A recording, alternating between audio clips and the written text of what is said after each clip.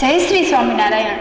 શ્રી સ્વામિનારાયણ ગુરુકુળ રાપર, વિષય ગણિત વિષયાંગમાં આપણે પ્રકરણ 8માં સ્વાધ્યાય 8.1 કર્યું. તો હવે આપણે સ્વાધ્યાય 8.2 કરીએ છીએ. હવે સ્વાધ્યાય 8.2માં સૌથી પહેલાં સ્વાધ્યાય 8.1માં જોઈએ તો આપણે બધી દશાંશ સંખ્યાઓ વિશે જોયું હતું.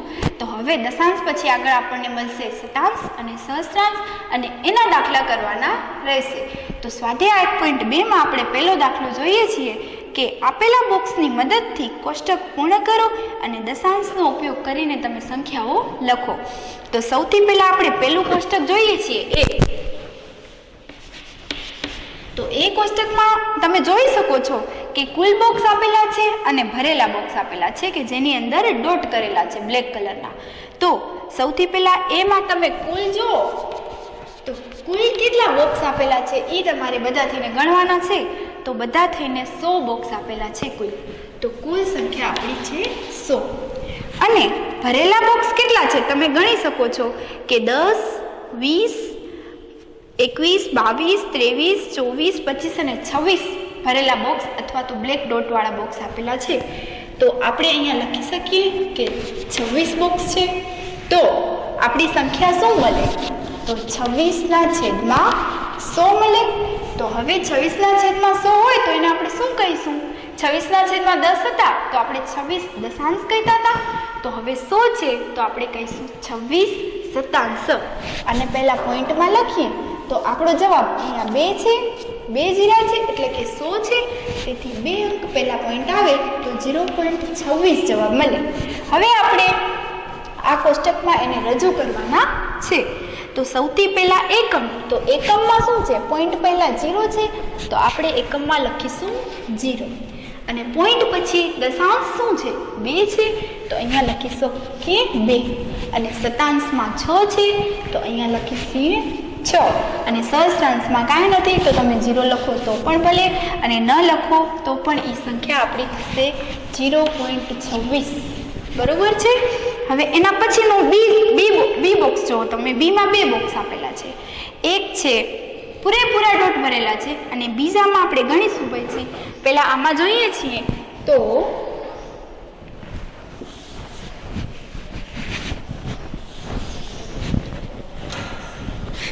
આની સંખ્યા આપણે લખી દઈશું 0.26. અને આમાં પહેલા બોક્સમાં કુલ 100 છે અને ભરેલા પણ 100 છે વત્તા બીજામાં જોઈએ છીએ કુલ સંખ્યા 100 છે પણ ભરેલા કેટલા છે? 28 છે. તો આપણે અહીંયા લખી શકીએ 28/100. તો અહીંયા 100/100 તો એનો જવાબ 1 મળે અને 28/100 તો એનો જવાબ મળે આપણને 0.28. તો આપણે લખી શકીએ 1.28 સંખ્યામાં.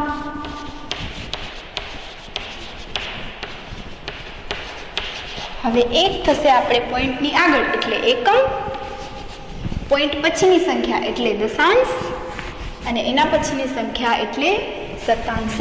એટલે શતાંશમાં આપણે લખીશું 8 અને પાછળ 0. સહસ્ત્રાંશનું બોક્સ જ નથી પણ મેં બનાવેલું છે. હવે એના પછી સી તમે જાતે કરજો અને હું કરાવું છું પ્રશ્ન નંબર 2. પ્રશ્ન નંબર 2માં જોઈએ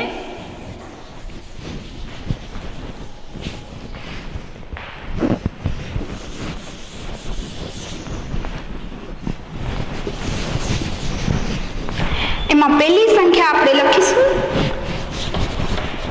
સંખ્યા આપણે સમજીને લખવાની છે અને પહેલા 100માં આપેલું છે આપણને 0.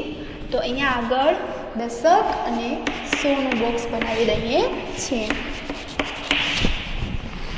100માં આપેલું છે 0, દશકમાં આપેલા છે 0, એકમમાં આપેલા છે 3, દશાંશમાં આપેલા છે 2, શતાંશમાં આપેલા છે 5 અને સહસ્ત્રાંશમાં આપેલું છે 0. તો હવે આપણે આની સંખ્યા શોધવાની છે. તો સૌથી પહેલાં પોઈન્ટની આગળ લઈએ તો એ એકમ મળે એટલે એકમમાં 3, દશકમાં 0, 100માં 0, દશાંશમાં 2 એટલે પોઈન્ટ પછી, શતાંશમાં 5 અને સહસ્ત્રાંશમાં મળે આપણને 0. તો પોઈન્ટ પછીના ડબલ 0 તો આપણે ધ્યાનમાં ન લઈએ તો આપણને એની સંખ્યા મળે 3.250 અથવા 3.25. બરોબર છે. હવે એના પછી આપેલું છે 102 એટલે 102, પછી 630 આપેલા છે. પોઈન્ટની આગળ લઈએ એકમ દશક સો એટલે આપણને મળે 102, પછી પોઈન્ટ એટલે દશાંશ ચાલુ થાય 630 એટલે આપણે 102.630 અથવા તો 102.63 લખી શકીએ. બરોબર છે. આવી જ રીતે તમે નીચેના કરજો દાખલા. હવે આપણે કરીએ છીએ પ્રશ્ન નંબર 3. પ્રશ્ન નંબર 3માં કીધું છે નીચેના દશાંશની સ્થાન કિંમતને કોષ્ટક બનાવીને લખો. તો કોષ્ટક તો આપણું રેડી છે અહીંયા, તેથી આપણે સંખ્યા લખી દઈએ છીએ અને એને કોષ્ટકમાં રજૂ કરીશું. પહેલો દાખલો આપેલો છે 0.29.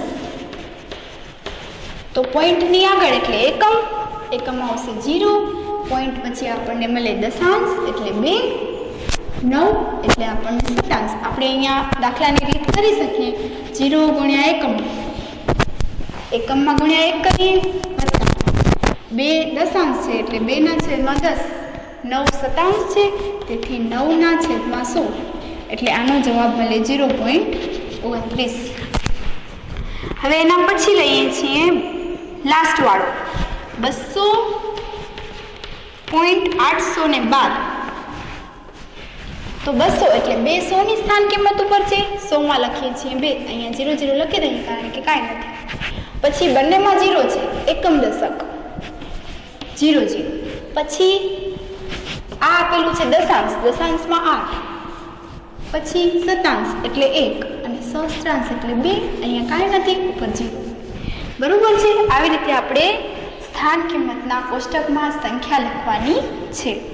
હવે આપણે એના પછી પ્રશ્ન નંબર 4 કરીએ છીએ નીચેના દરેકને દશાંશ સ્વરૂપે લખો.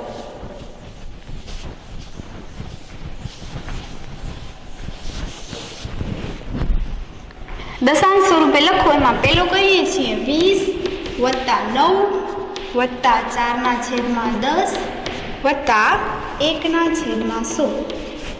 હવે 20 વત્તા 9 એટલે પેલા આનું કરી લઈએ તો 29 થાય, વત્તા 4/10 છે એટલે દશાંશ એટલે પોઈન્ટ 0.4, 10 છે એટલે પોઈન્ટ પછી એક જ અંક આવશે. બરોબર છે. વત્તા અહીંયા 2 મીંડા છે એટલે કે 2 શૂન્ય છે તેથી પોઈન્ટ પછી 2 આવશે 0.01, કારણ કે નીચે 2 શૂન્ય છે એટલે 2 અંક પહેલા પોઈન્ટ મળે.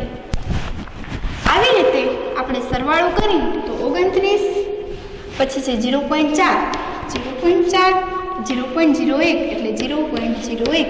વિદ્યાર્થી મિત્રો આટલું યાદ રાખવાનું છે કે આ એકમ છે, આ દશક છે, આ એકમ છે, આ એકમ છે, તેથી એકમની નીચે એકમ કરીને જ સરવાળો કરવાનો રહેશે. દશકની નીચે દશક, દશાંશની નીચે દશાંશ અને આ એક છે શતાંશના સ્થાને છે એટલે શતાંશ અલગ આવશે, શતાંશનું બોક્સ અલગ આવશે. તેથી સરવાળો કરીએ તો 29.41 જવાબ મળે. અહીંયા કાંઈ નથી તો આપણે 0 મૂકીને પણ દાખલો કરી શકીએ. તેથી આપણો જવાબ મળે 29.41. તમે અહીંયા જોઈ શકો છો પોઈન્ટની આગળ એકમ, આ દશક, બરોબર છે, પછી દશાંશ અને શતાંશ, આ દશાંશ અને શતાંશ એટલે આપણો જવાબ મળે 29.41. હવે એવી રીતે આગળ કરીએ છીએ એક દાખલો લાસ્ટ વાળો કરી લઈએ છીએ 700 વત્તા 20 વત્તા 5 વત્તા 9/100 આપેલા છે 100. તેથી પહેલા આનું કરીએ તો 725 મળે, 9/100 આ શું છે શતાંશ છે તેથી 0.09 જવાબ મળશે, કારણ કે અહીંયા 100 છે તેથી 2 અંક આવશે.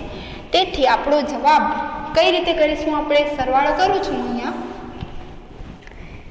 725.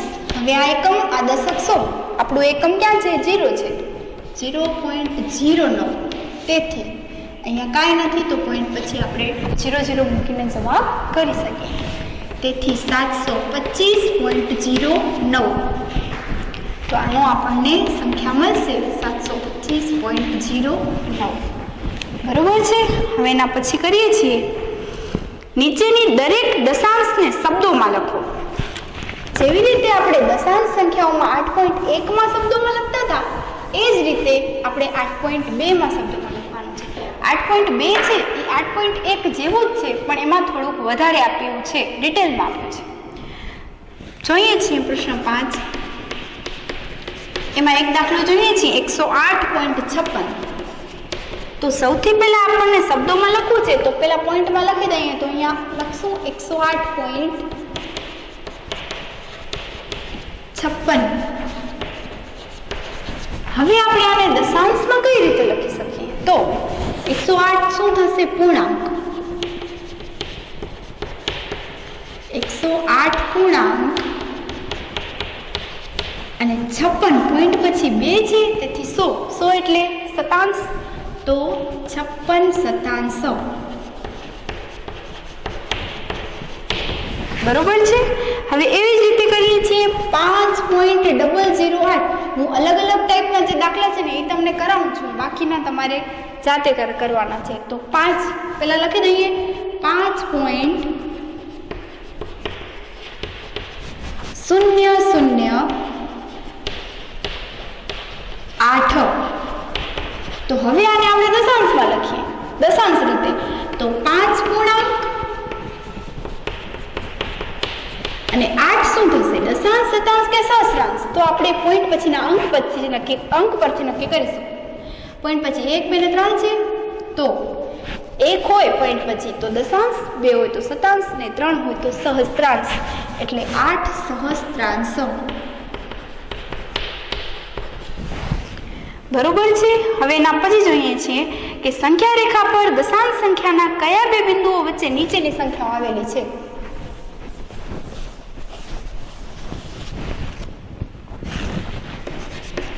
એમાં એક કરીએ છીએ આપણે દાખલો કે 0.06. તો 0.06 એ કોની વચ્ચે આવેલી છે? તો 0.1 અને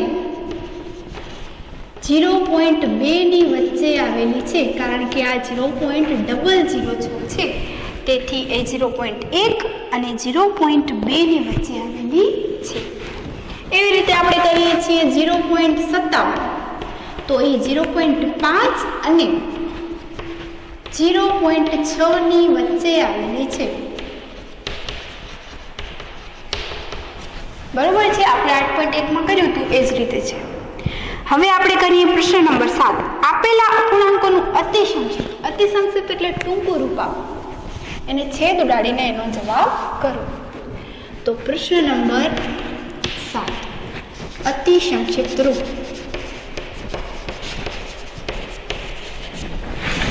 તો આપણે એક દાખલો કરીએ છીએ 0.18 અને પછી કરીએ છીએ 0.066.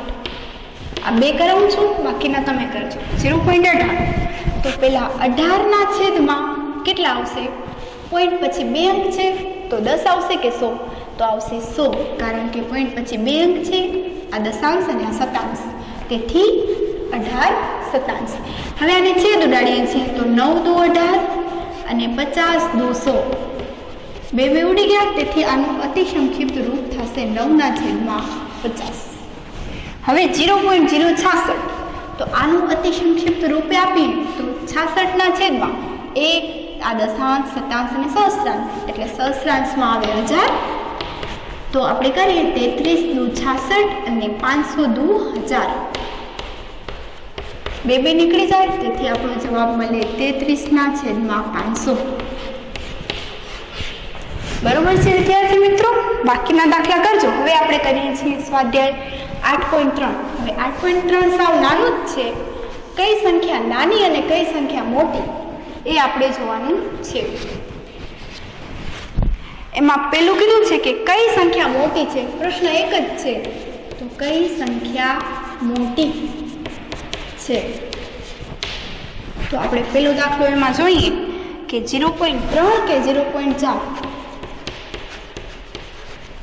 તો 0.3 એટલે 3 ના છેદમાં આપણે 10 લખીએ, કારણ કે પોઈન્ટ પછી 1 અંક છે, તો 3 દશાંશ, પછી 0.4 એટલે 4 દશાંશ. હવે આ બંનેમાંથી કઈ સંખ્યા મોટી છે? તો આ સંખ્યા મોટી છે, 4 ના છેદમાં 10. તેથી આપણે અહીંયા લખીએ કે 0.4 સંખ્યા મોટી સંખ્યા છે.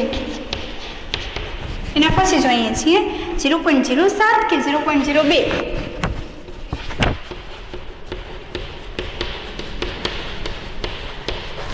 તો 7ના છેદમાં 1 અને 2 એટલે દશાંશ અને શતાંશ તો 100 આવે, અને 2ના છેદમાં દશાંશ અને શતાંશ એટલે એમાં પણ 100 આવે. તેથી આપણે લખી શકીએ કે 0.07 સંખ્યા મોટી છે. હવે એના પછી જોઈએ છીએ કે 0.64 કે 0.603 સોરી 5.64 કે 5.603.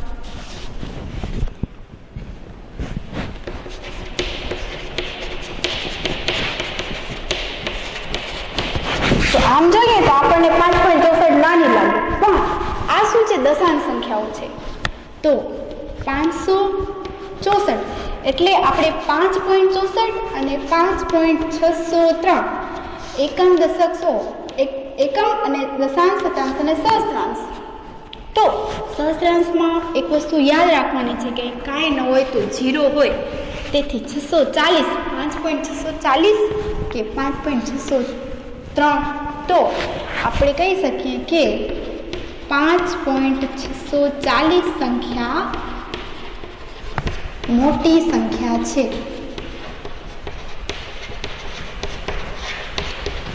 બરોબર છે વિદ્યાર્થી મિત્રો, અહીંયા આપણું 8.3 પૂર્ણ થાય છે. તમે બાકીના દાખલા છે એવા જ છે, તેથી તમે જાતે કરજો. અહીંયા 8.3 પૂર્ણ થાય છે. અસ્તુ. જય શ્રી સ્વામિનારાયણ.